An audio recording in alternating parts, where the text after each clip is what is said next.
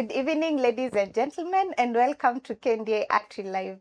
So today we're going to discuss a very important emerging health issue, gut health, therapeutic power of supplements and probiotics.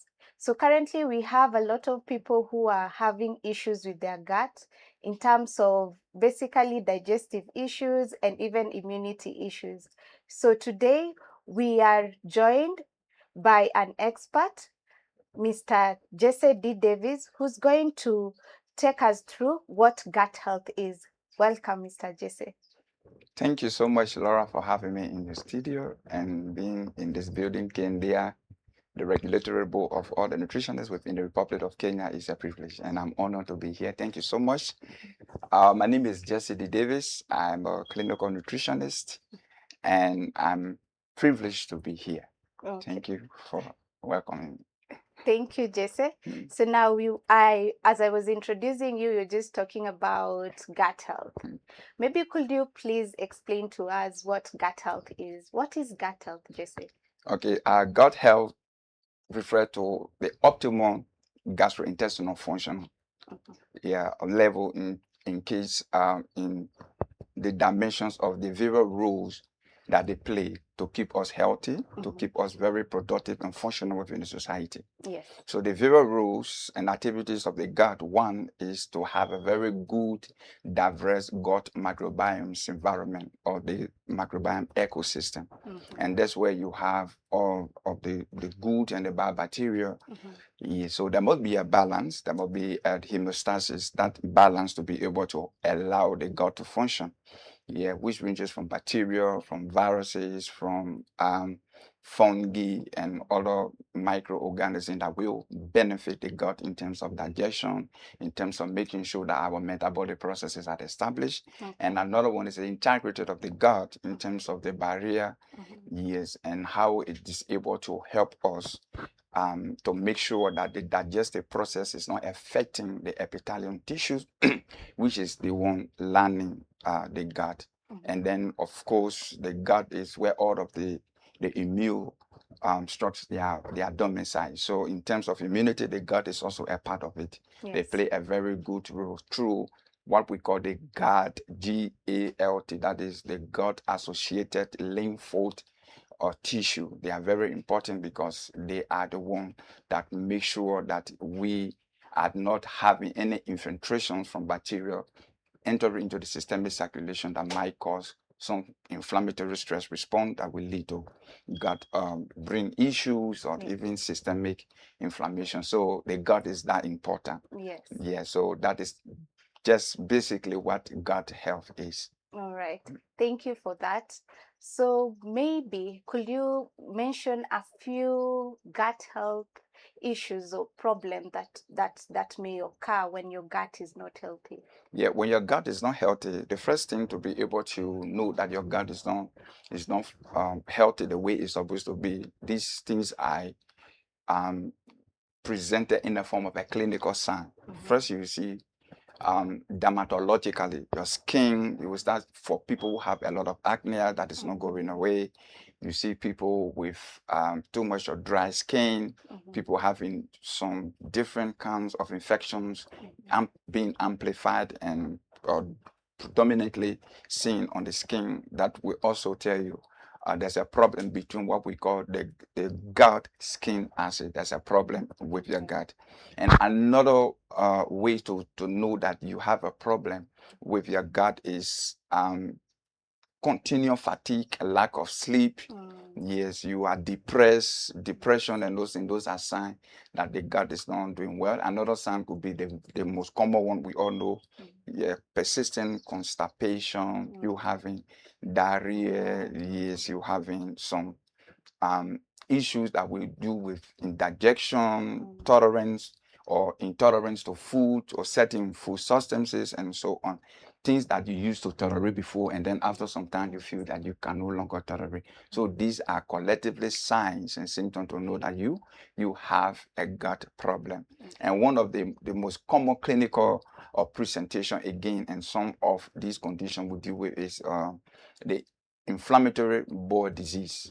Yeah, and to add up, inflammatory bowel disease, most people mistaken it with or irritable bowel syndrome. Those are two different things. Okay. Yes, and then those conditions are there. And then of course people have gastritis, severe inflammation of the epithelial tissues of the gut, and then also we have the peptic ulcer disease, and then which include the duodenal ulcers, yes, of course, and the gastric ulcers. So those are different conditions that are associated with when your gut is not healthy. Thank you, Jesse. Yeah, so now, currently you're licensed and you're practicing in NutriAxis. Okay. So before we dive deeper into this topic, can you probably share with us NutriAxis? What is it? How did it come to play? And now that you're the co-founder and you're practicing at NutriAxis. So thank you so much for that question. NutriAxis Nutrition Consultancy is an organization, a nutritional organization that is established in Thika Town, registered and incorporated by the government of Kenya, and licensed to practice by KNDI. And this company was being formed by Mr. Joseph Kagwe Karaoke, and I, Jesse D. Davis. We are both the directors of the company, and we are co-founders. And the sole purpose of this company was we wanted to translate, looking at it from a primary level, looking at the clinical approach of a condition, bridging that gap between just the conventional nutritional model approach of managing different conditions of the system of the body. So we saw that gap, and we really wanted to become those distinguishable nutritionists to bring the reality of addressing the condition head on head, not only just using the model of the conventional nutrition. So we identified that gap, and we were motivated and drive to make sure that we bring the practice just from the clinical setting, not only in the clinical setting, but within in the community, to the doorstep of clients, and making them to understand that there is still hope.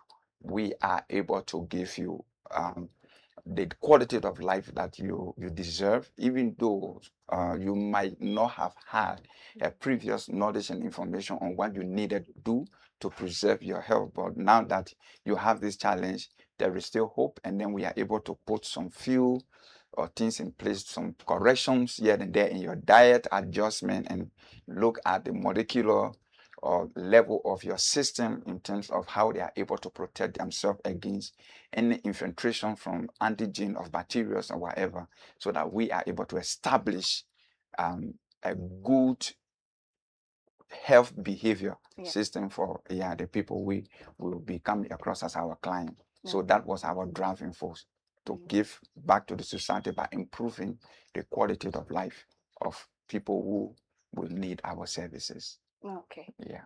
So Jesse, as we were introducing today's session, we talked about gut health. So our viewers currently, just going back to what we were discussing today, they clearly now understand what gut health is, and some of the signs and symptoms that probably may want you to question or show that your gut is not healthy. And there's this aspect of therapeutic power of supplements and probiotics. First, what is it, and how are the two linked? Where is the gap, and how is these supplements and probiotics intervening in between? So the first thing, Laura, I would like for my fellow nutritionists out there to understand is before you address a particular condition, or before you address something that is a concern of a client, you first of all must be able to understand the functional level of the body and how the body is supposed to function with all these things. We are designed and wired to be able to eat food that are rich in these nutrients, and that when metabolized and that chemical transformation at the molecular level, the body will be able to tolerate and function at their optimal level. Yes. So when you see a patient start showing signs of gut failure in terms of not becoming optimal in terms of the level of function that is expected from it, then there are things that are not in place. Those things must first be identified to address before you look at the issues of the gut that might be sorted out through the supplementation or even the probiotic. So the first thing that I would like for us all to understand today is the short chain fatty acid that is in the colon. They are one of the clinically significant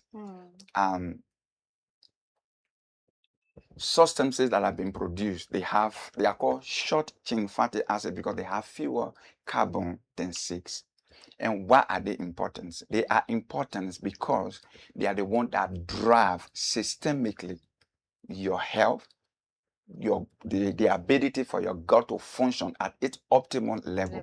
Yes, there are several of them, but just few of them I'm going to mention to look at why cause their disruption before you now look at the signs to be able to give that same result to replicate it for that person to come back to the normal function of the gut.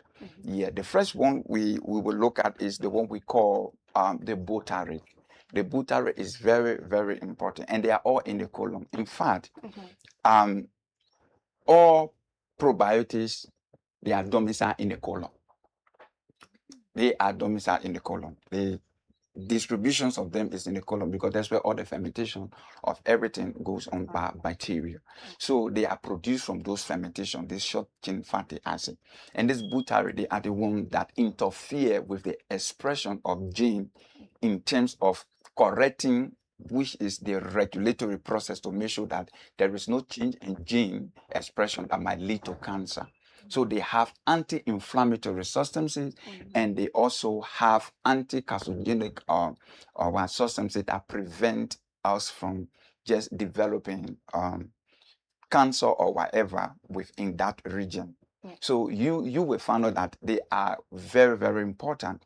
And then if you look at another one, it's called the propanoid. It's very, very important because they are the one that drive what we refer to as gluconeogenesis, because systemically they operate from the hepatic level through the hepatovein.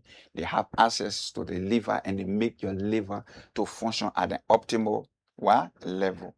And then you have these guys. They are very important because they also regulate the appetite.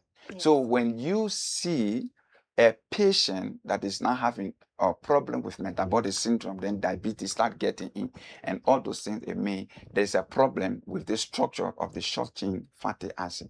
So when these patients come, your concern is not just only supplementing them. You must first go back to the basic, to assess and find out what are their dietary pattern. That's where you get to know that diet played a very important role.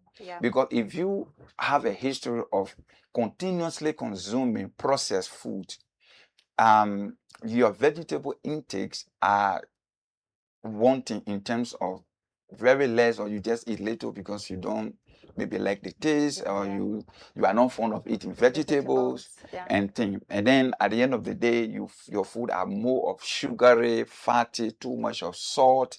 And these are environment that are created, sponsored by that pattern of diet, which will give rise to pathogenic bacteria, and then diminishing the good bacteria, which are probiotics, because these probiotics are the ones that are supposed to increase the fermentation process to produce this short chain fatty acid. So if you find out such a history, then you know that there's a problem with this patient gut from the foundation. So in this case, how do you do your supplementation? There is principles in probiotic we call the strain specificity. Strain specificity. Yeah, meaning there are strains of probiotics that are specific and significant to a specific pathogenic action within the system that is causing a problem. Okay. Let's take, for example, you have a patient with irritable bowel syndrome.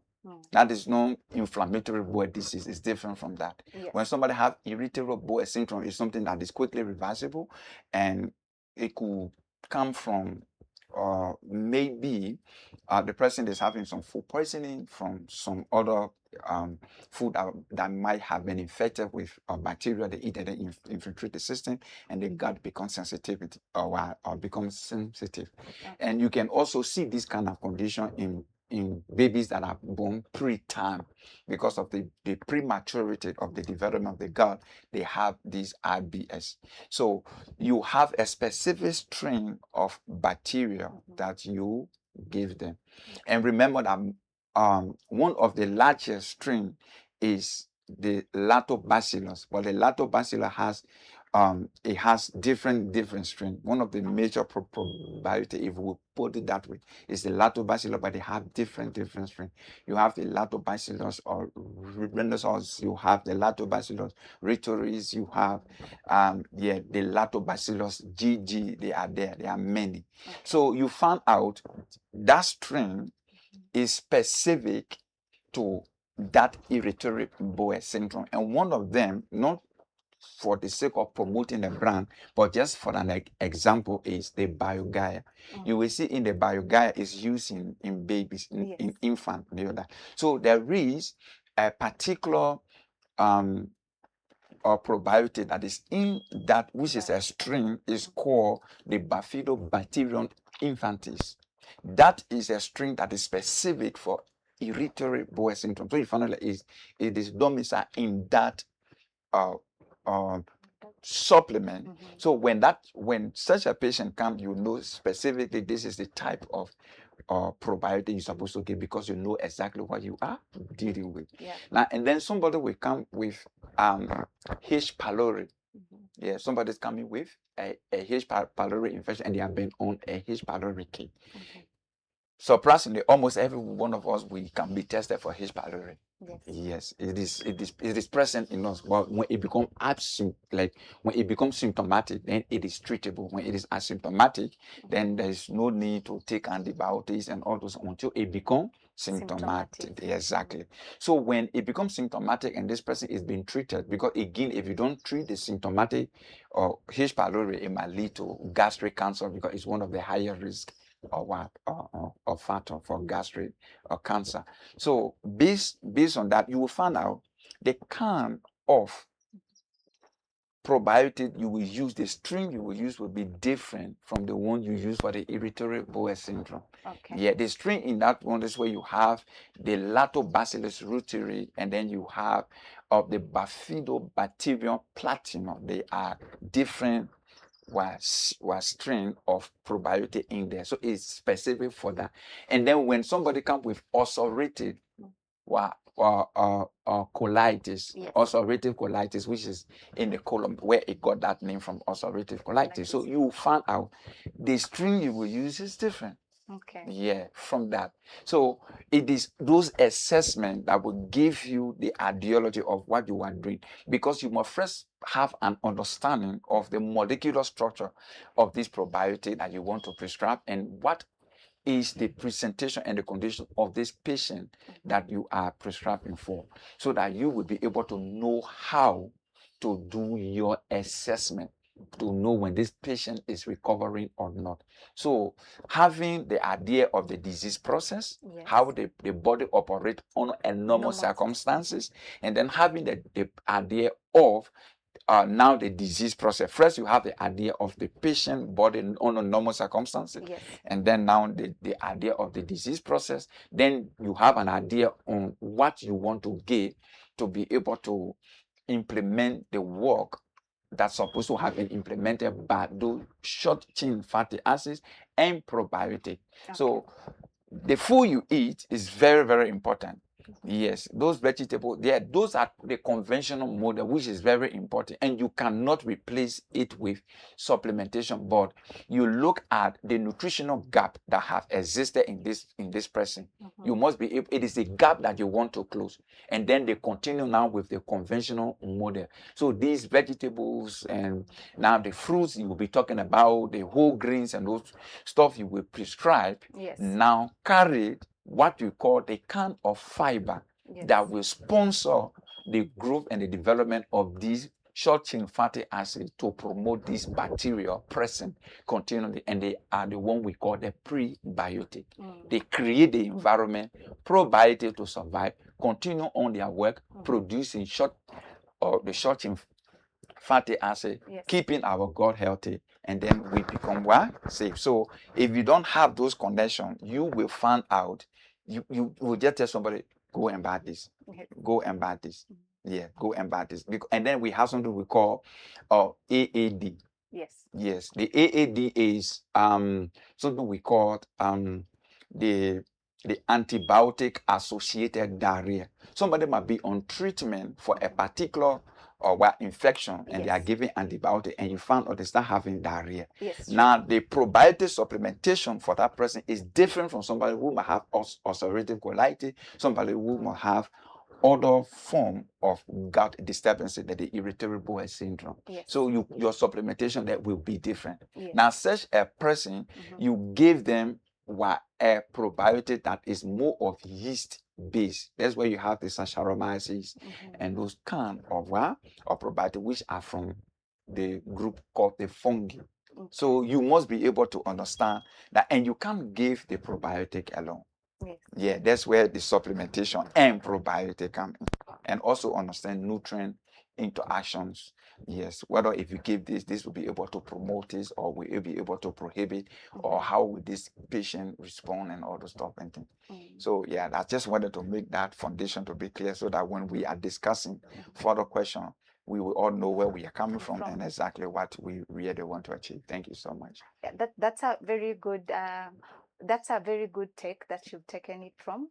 So what I can pick from your conversation, one, practicing nutritionists should be able to understand how the gut functions when it is healthy. Exactly. And then they need to understand the disease and how that disease has impacted on the gut. Exactly. And then now, apart from just the normal advice, nutrition advice, education and counseling that we give our patients, eat this, don't eat this, you need to also and also maybe supplement this. So before you supplement an individual, you need to understand where the gap is and what exactly are you looking for in that particular supplement. Yes. So it's not just about, it doesn't stop at eat this, don't eat this, and take this supplement. It goes further. Further beyond that. All right, that is clearly understood. So the next question is, now, given this in-depth explanation, why is it important? Why is it important for a nutritionist to understand how the therapeutic effect of supplements and probiotics? Why are you bringing it in right now? It's very important, because one of the things, again, I also want our audience to be able to get clearly. Yes. We are focusing on the gut, but there are other conditions that might be there, and you will be able to look at and treat therapeutic, because we are looking at it from a therapeutic side. It means this person is having a problem. There's a disease process. So this disease process is causing all of the challenges that this patient is having, and you want this patient to have a normal, functional, and quality life. How do you help this patient? That's where this therapeutic approach comes in. So the importance of this to a nutritionist, it is, number one, you are able to elevate the integrity of the nutritional profession, to have the clinical knowledge of your peer, clinicians, even the physicians, the doctors, when you are working on a team, for example, you go and just overprescribe a probiotic unnecessarily to a patient, the member of the team, they will kind of lose some trust in your participation on the team. They become afraid when you come close to the patient because they don't know what next you are going to tell them. Okay. Yeah, so it's one of the major reasons why you need to understand the basic and the principles of these or prescriptions and the supplementation. And then again, human by nature. If you gave an advice to somebody, if things go wrong, they will blame you for the advice you are giving. If you go right, they will heal you. Yes. You say, if it has not been for Laura to tell me that I shouldn't go this way, but now I have been there. Now, if that same information went against them and they don't go and they sustain some injury, say, I don't know what came over me. I was going my way. Laura told me to stop and I went this way. Now I am injured. Okay. I wish I wouldn't have followed the advice. So what am I trying to say? They are going to put the burden of that patient problem escalation on your. They will give you a name that will really discourage you. They will tell you are unprofessional. It's a rocket science. You don't know what you are doing, and it kills your integrity, your confidence, and other nutritionists might even fall victim because of that. That's why before you do a prescription, before you think about prescribing a supplement to a patient, understand where the patient is. That's why lab work exists. Be able to do your investigation. Yes. Get to understand what is the nutritional gap. That nutritional gap is what you are trying to fill in. It will now give you precision of the exact amount of macronutrients you need to fill that gap for that period of time. That's why you will find out there are different timelines and duration for prescribing probiotic.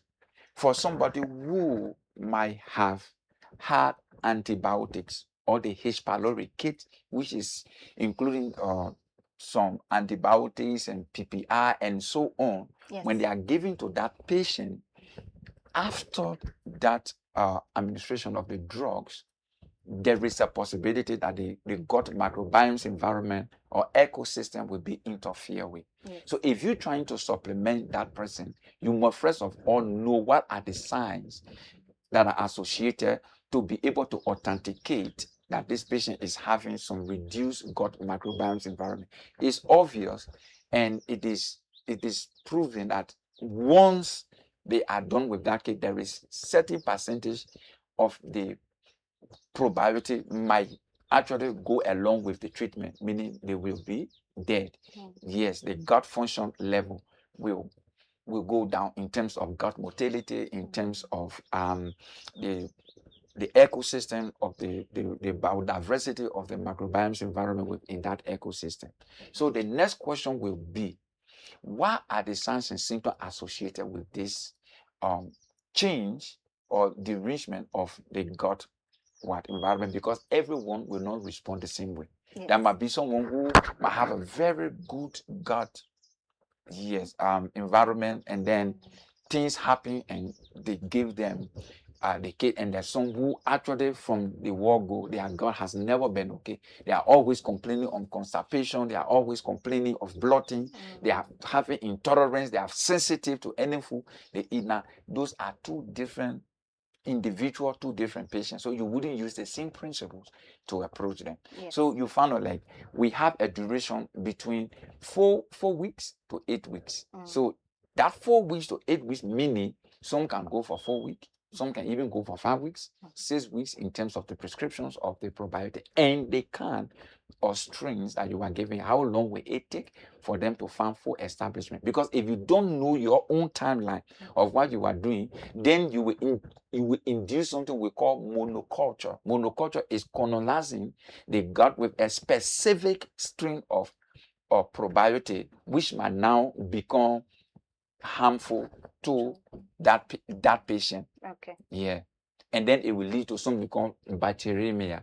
And that patient will start having some signs and symptoms that they did not even have when you introduce the probiotic. Yeah. So you must know when to stop, the duration, and then also the strength of the probiotic. Yes. So all of these things make us now to understand that indeed there's a gap between the therapeutic approach using supplementation and using it the right way, because even those pharmacists that prescribe these supplements, they are not nutritionists.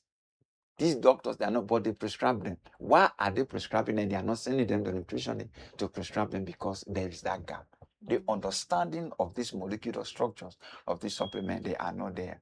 And that's why we are here, to make sure that we bring this information, open up some training avenue to be able to tell our colleagues and the nutrition world that you have the power and the ability to bring some of this condition to an end if you are doing the right thing. Yeah. Okay. Thank you, Jesse. That was very in-depth. So as we are coming to the end of this session today, what would you like to advise the public, the viewers, and also our professionals? Thank you so much, Laura. To our viewer, thank you for your time. Thank you for being here to follow this discussion up to this end. What I will advise is, you have the ability. Yes, the only thing is you just need to expose yourself to the information that will guide you, to make you competent enough to take on to that bold step. And I can assure you, there are training courses that are coming up by KNDI in some few moments from now.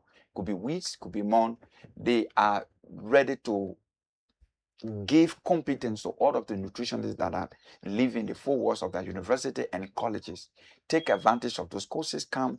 These are things that you will be taught. These are things that you will be exposed to. The market is there, but the gaps are so huge, and the nutritionists that we have in this country, they are few, and yet most of us are not willing to make the sacrifice. So let us make the sacrifice, equip ourselves, become competent to approach a client. And let me tell you, my fellow nutritionists, the doctors, they don't hate nutritionists. The nurses don't hate them. It appears that way because most of you have had experience with the doctors not wanting you to see their patient, and then sometimes they will tell you, don't come into our wall rounds and all those things. It's not because they don't want the nutritionist to be there. It's because of this gap. Because a doctor, when they see a patient, they have the mind of the doctors to see that patient. The doctors want you to look at them from the perspective of their clinical approach. You must first understand this patient, understand their disease process, understand how this disease process is having an impact on this patient, reducing their quality of life. And then you look at what you want to do as a nutritionist, how that disease process has interfered with their nutritional status, and what did these patients themselves do, or what they have done nutritionally to have made them to come to that level. Those are gaps that you need to be able to fill in. And when those gaps are filled in, you will be able to understand the perspective of the doctors from a molecular chemical perspective, which we call the medicine, and then from a nutritional perspective, you will know the molecular structure that are needed to be able to help correct that condition.